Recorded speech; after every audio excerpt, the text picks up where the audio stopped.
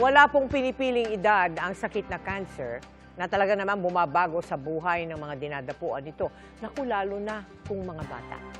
Pero nananatili silang bata na kailangan ding makapaglaro at makapamasyal. Kaya ngayong World Leukemia Awareness Month, may sorpresa ang GMA Kapuso Foundation para sa ilan sa kanila.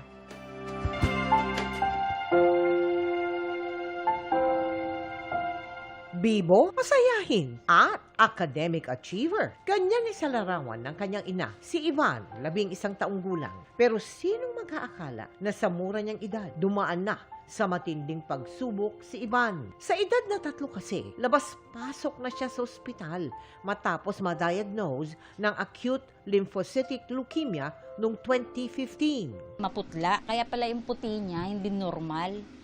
Tsaka yung tuhod niya, lagi niya iniinda, parang ayaw niya lumakad, tinatamad siya maglakad.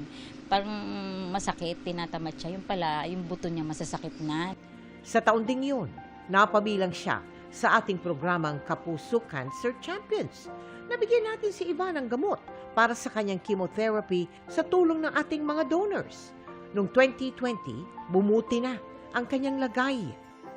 Dati po, lagi po masakit po katawang po. Hindi po ako makalakad na maayos po. Ngayon po, okay na po.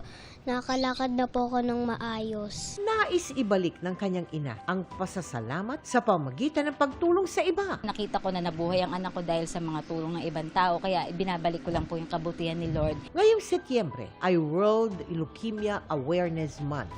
Bilang selebrasyon, ipinasyal ng GMA Kapuso Foundation sa isang amusement and theme park sa Ever Commonwealth ang ilan sa mga batang cancer survivors. Kabilang si Ivan, iba't ibang exciting activities ang kanilang ginawa. At syempre, binigyan na rin natin sila ng maagang pamaskong regalo.